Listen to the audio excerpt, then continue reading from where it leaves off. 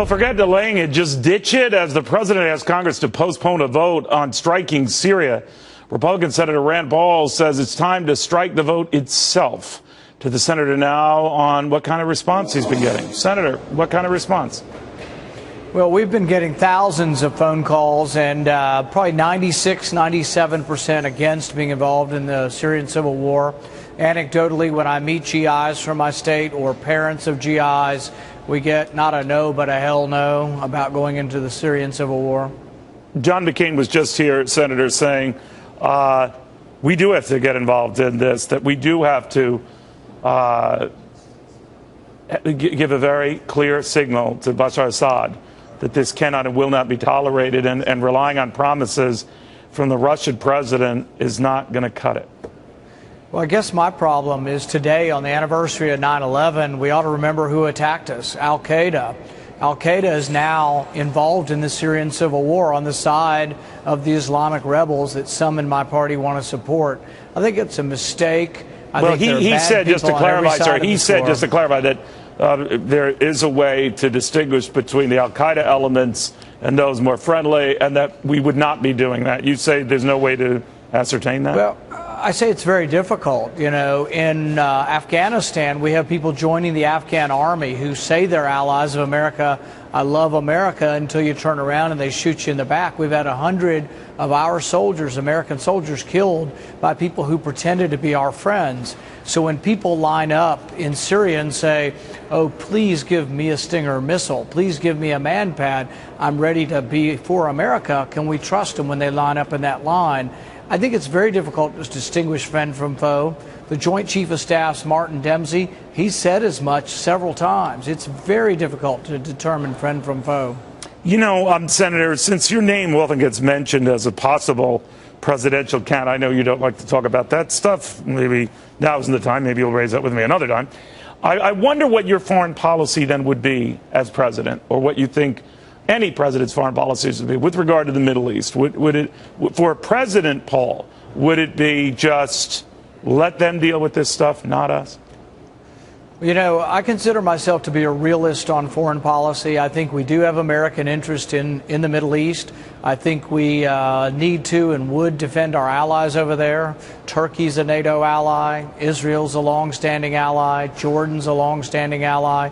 So we do have interest over there, but also have a very high bar for sending our kids to war. And the way I look at war is a very personal way. I look at it as if I were sending one of my sons or one of your sons to war. It's not that we won't fight, but then when we do fight, we have to have a clear American interest, a clear military objective, and a clear desire and a goal to win.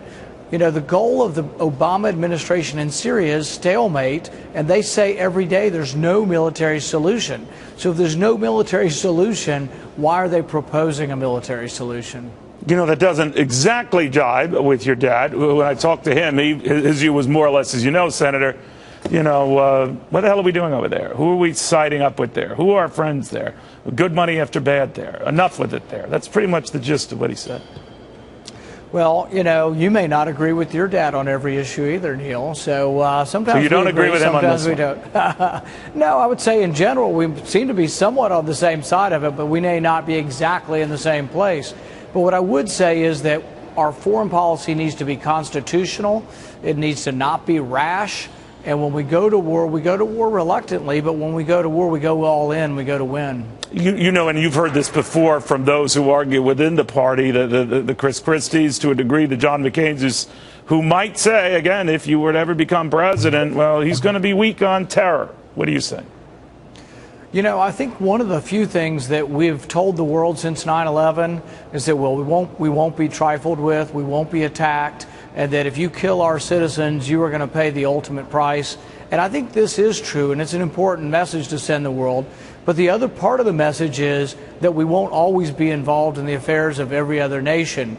But if you attack America, if you attack our soldiers, that absolutely will respond with overwhelming force. That's the lesson of 9/11, and that's why when people say, oh, this president not acting and drawing a red line threatens the credibility of America, no, I think the credibility of America and how we will respond when attacked is very foremost and present for those who remember 9/11. You know, there are many of your colleagues on the left and right, Senator, who are saying that whatever people's views are on Syria, they're a great distraction, maybe even a deliberate deflection from the real domestic economic issues, like a budget that's still not done, a debt limit that's still facing us, and in less than 3 weeks, a health care law where a whole lot of implementations go into effect. Is any of that ever going to get addressed, do you think, anytime soon? Well, they're also a distraction from a lot of the scandals that have gone on, like Benghazi, where we did have American interests threatened and American personnel, ambassador killed. So it does distract from that, where nothing ever occurred to avenge their deaths or to bring people to justice. But yeah, we've got a lot of things going on. We have a budgetary problem, budgetary deadline coming up, debt ceiling crisis coming up, Obamacare. Yeah, so I think all of those do need to be discussed. And the president will often say, oh, we need to be doing some nation building at home. But he's still preoccupied with sending a lot of money overseas. And this incursion or war that he wants to have in Syria won't be free either. Free either in terms of lives or in terms of treasure. Real quickly, if you could talk to Vladimir Putin right now, what would you tell him? Well, you know, what I would say is that if he's sincere, that we'll accept diplomacy, we'll accept a negotiated settlement. And my understanding or my feelings about diplomacy are that diplomacy is sort of like a market transaction. If I give you $2 and you give me a loaf of bread, both of us it's not an equal transaction. You think you wanted the $2 more than the bread, and I wanted the bread more than the $2. Diplomacy is a little bit of the same way. Both parties need to make a trade, and they both need to perceive that trade as being a victory. And I think if we can convince Putin or Russia or China, for that matter, that we are such an important trading partner to them that's in their self-interest to make us happy, to make the world safer, to bring Iran down from the brink, to bring North Korea down from the brink, to bring Syria down from the brink, that if they are able to tamp down instead of gin up these conflicts, that it's to their benefit. I think Russia could be a real player as far as trying to help make the world a more prosperous place. That being said, I'm not sure that I give them carte blanche as far as trust goes. You know, Reagan's saying trust but verify is, I think, an important one. Senator Rand Paul, hope I didn't call any family squabbles here, but it's always good to have you. We'll survive. Thanks, I bet you will. Senator, thank you.